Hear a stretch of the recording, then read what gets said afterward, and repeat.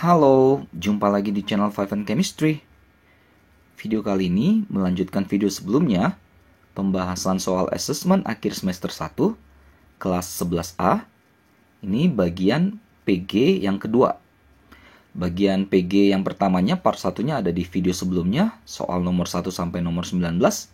Kali ini soal nomor 20 sampai nomor 30, materinya hidrokarbon dan minyak bumi. Yuk langsung aja ya, saya mulai ya. Nomor 20, perhatikan struktur senyawa berikut. Atom C kuartener, tersier, sekunder, dan primer secara berturut-turut ditunjukkan oleh angka berapa saja.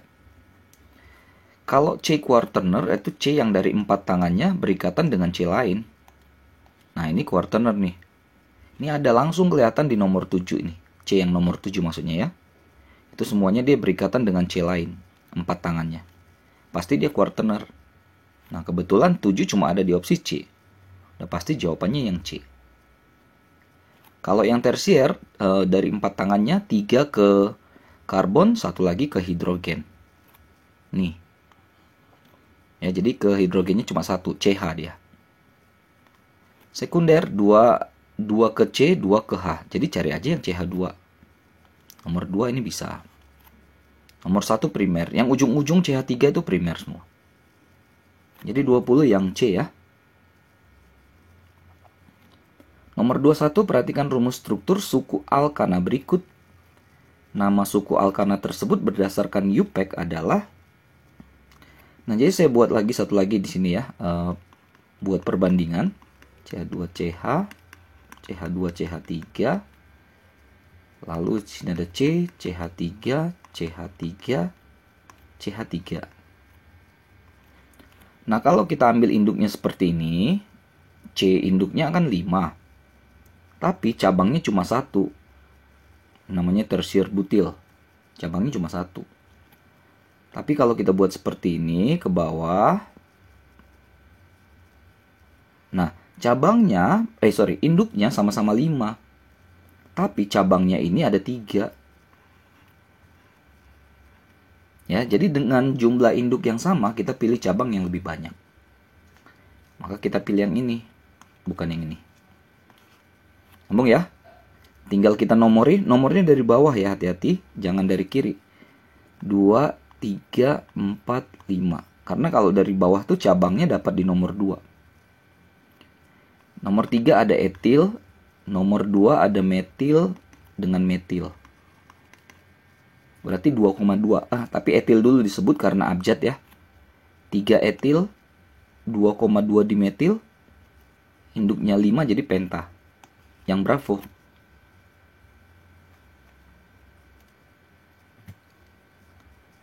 Nomor 22, perhatikan persamaan reaksi berikut. Nah, ini alkena ya dengan HCl, tapi ada di sini peroksida. Menurut aturan UPEC, nama senyawa X adalah, nah ini adisi ya, tapi anti Markovnikov karena ada peroksidanya ini jadi anti. Nah kalau di Markovnikov kan kita tahu ini adisi jadi putus ikatan double bondnya ya. Jadi kita cuma fokus ke C1, C2 aja, yang lain biarin aja. Nah jadi kalau dia Markovnikov, H ini suka masuk ke C yang lebih banyak H-nya. Di C1 hanya ada 2, C2 hanya ada 1. Ya. Jadi hidrogen tuh suka masuk ke C1. Cl mau nggak mau masuk ke C2. Itu kalau tanpa peroksida. Nah, dengan adanya peroksida jadi mekanismenya kayak jadi terbalik. Gitu ya. Jadi H itu masuk ke C yang lebih dikit H-nya. Sedangkan Cl-nya masuk ke C yang lebih banyak H-nya. Maka hasil akhirnya H3C, CH, CH3 ini kita nggak ganggu bagian ini ya. Nah CH ini dapat H, jadi CH2. Rangkap putus, CH2-nya dapat Cl. Tinggal nomori. Ada cabang nomor 3 dan nomor 1. 1 kloro, 3 metil, induknya ada 4, berarti butana ya. 1 kloro 3 metil butana ada di opsi A.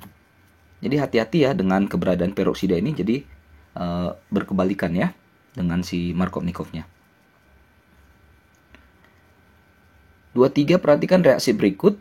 Ini ada haloalkana ya, bereaksi dengan KOH. Jadi senyawa X, ada KBr, ada H2O. Nama senyawa alkuna yang dihasilkan atau senyawa X itu adalah alkuna ya, diminta berarti triple bond. Jadi saya tulis ulang dulu. Nah, ini saya bongkar dulu nih. C hanya saya buat ke atas. Yang ini ya saya bongkar dulu. C buat ke atas, hanya ada BR di bawahnya. Ini biarin aja CH3, ini CH3. Jadi saya membayangkannya begini, sebenarnya mekanismenya pasti ada, ribet, tapi saya nggak ke situ ya. Ini kan ada K sebanyak 2 buah, hasilnya KBr. Berarti 2 BR ini akan hilang kan? Diambil sama si 2 buah K dari si KOH. Lalu muncul H2O dari mana? OH dari KOH ini akan mengambil HH ini. Kebayang ya? Jadi satu ikatan dari BR ini nanti akan 1 elektron ke sini, 1 elektron ke sini. Yang dari H juga sama ke sini, ke sini. Maka hasil akhirnya CH3, C, yang dari atas dia dapat 1, terus dia udah punya 1 bond, dari bawah dapat 1, C, CH, CH3, CH3. Tinggal nomori. 4 metil, 2 pentuna. Bravo.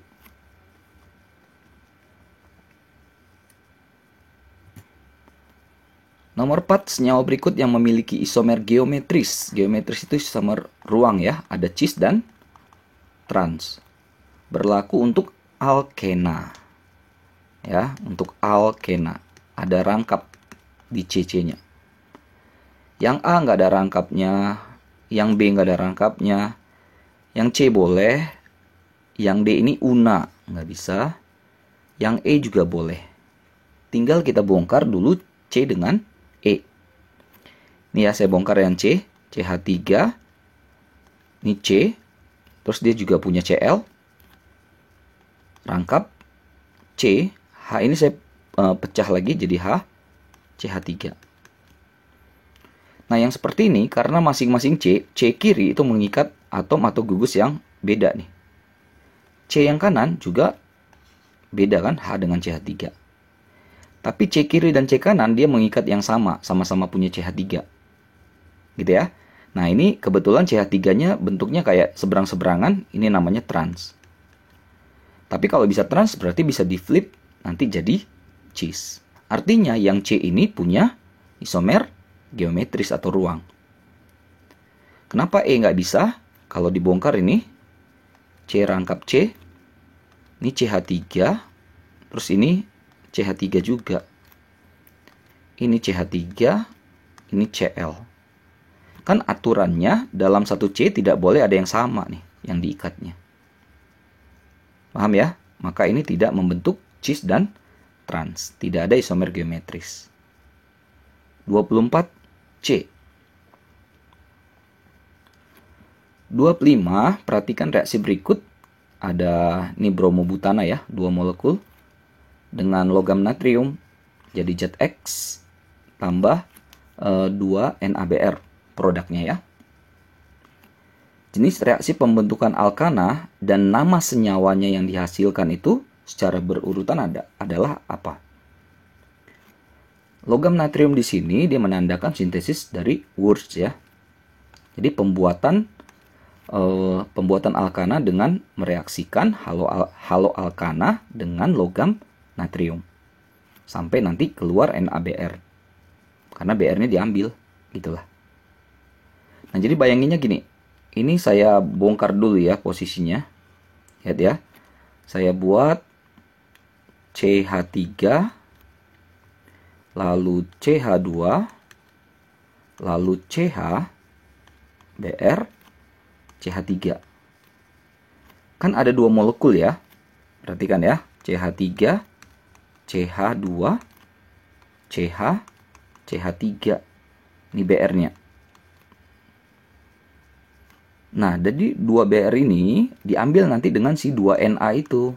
Makanya muncul 2 NaBr. Produknya tinggal buang aja ini, hubungkan.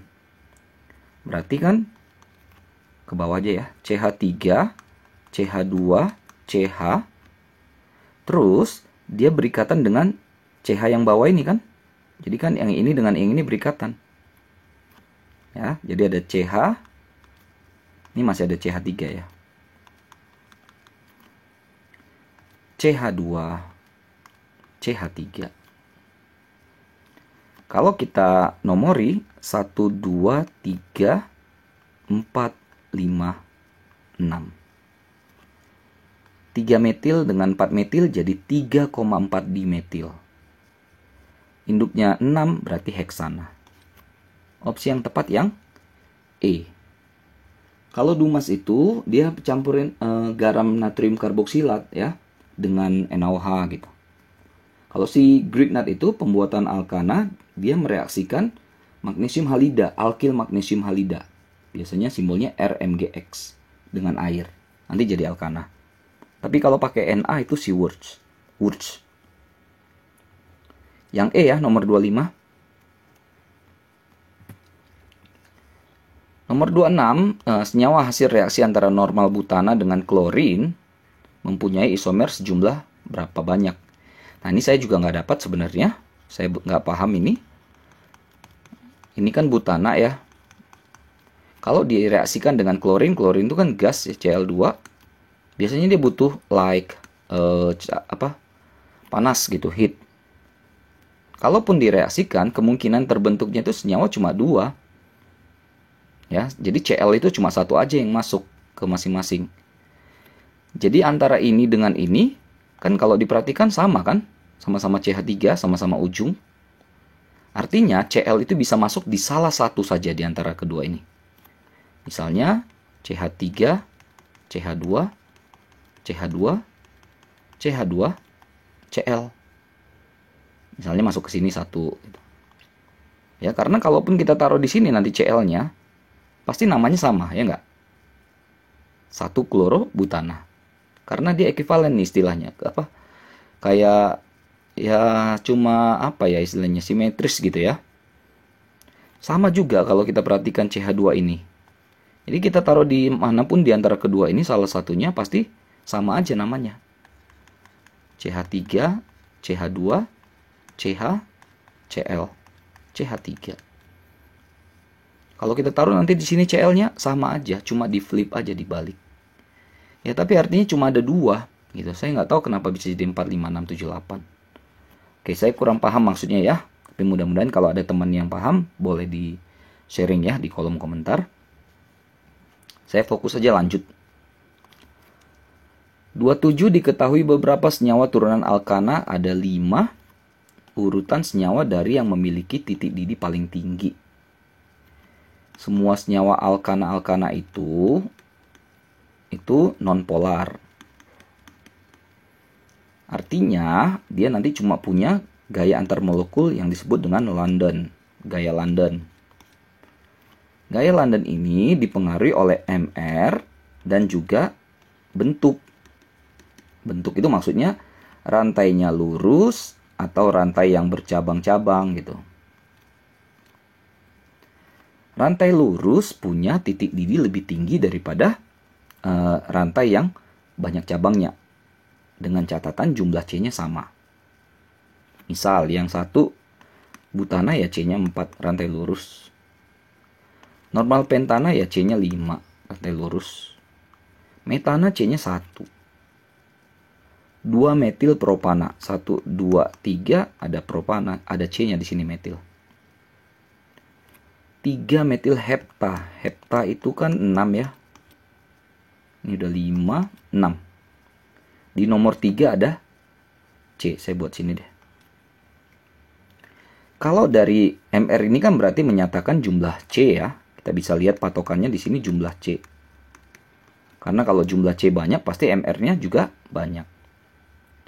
Udah pastilah yang C5, yang nomor 5 ini, yang C-nya paling banyak, 7. Gitu kan? Ini C sama dengan 4. C sama dengan 5. Ini C sama dengan 1. Metil propana berarti C-nya 4. Nah, habis yang 7, pasti yang 5. 5 itu ada di nomor 2. Berarti dari 5 ke 2. Ini udah ketahuan. Antara antara 1 dengan keempat. Gitu ya, antara 1 dengan 4. Sama-sama punya C sebanyak 4. Tapi di C1 butana itu rantai lurus. Sedangkan 2 propil propana, rantai induknya 3, ada cabang 1. Jadi cabang itu membuat titik didih lebih rendah. Itulah kenapa habis 2, 1. Baru 4, baru 3. Udah jelas 3 pasti paling akhir karena cuma 1 C-nya. Dah, jelas ya nomor 27 yang A.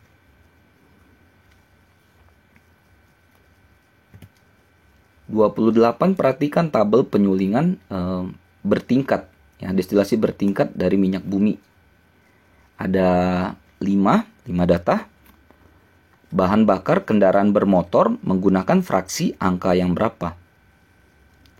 Yang satu-satu ini biasanya itu gas-gasan ya. LPG gitu ya. Yang kalau C5 sampai 10 itu inilah yang kita pakai. Biasanya ini bensin gitu. Untuk kendaraan bermotor. Naik lagi C-nya bisa kerosin atau juga bahan bakar pesawat ya, pesawat terbang. Ini 15 ke 25 udah mulai naik lagi diesel nih. Naik lagi di atas 350 jadi residu ya. Maksudnya bisa aspal mungkin atau lilin ya, yang bentuk-bentuk padat. Jadi yang dimaksud itu yang B2.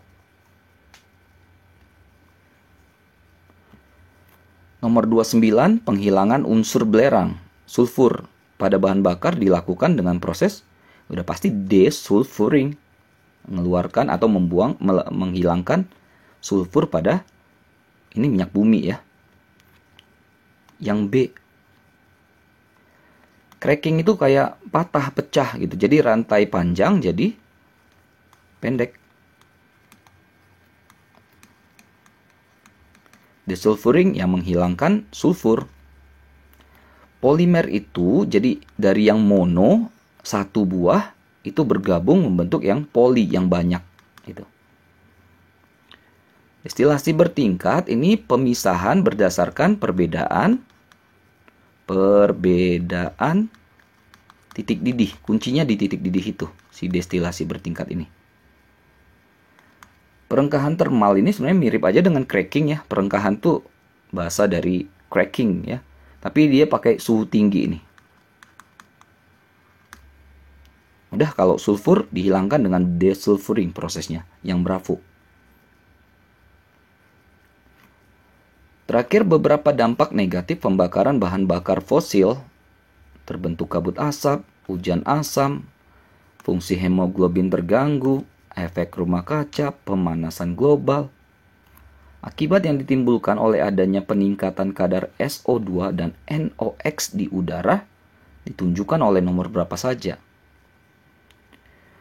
Jadi yang tahu, kita yang pasti tahu dulu aja deh. Hemoglobin ini karbon monoksida. Berarti 3 enggak. Berarti C bukan. Efek rumah kaca, pemanasan global yang biasanya itu yang terlibat langsung itu CO2 ya. Berarti 4 dan 5 juga enggak. SO2 dan NOx itu adalah oksida-oksida yang bersifat asam. Nanti bereaksi dengan H2O jadi asam. Makanya mengakibatkan hujan asam. Jadi yang tepat 1 dan 2. Terbentuk kabut asap dan juga mengakibatkan hujan asam. Yang A. Oke, selesai ya part 2-nya ya. Soal asesmen akhir semester 1 kelas 11A. Jadi mudah-mudahan bisa dimengerti, bisa dipahami, mudah-mudahan bisa bantu buat teman-teman yang terkhusus sedang belajar materi ini. Oh ya, nanti esainya juga ada di video lanjutannya ya. Oke, sampai jumpa ya dan bye-bye.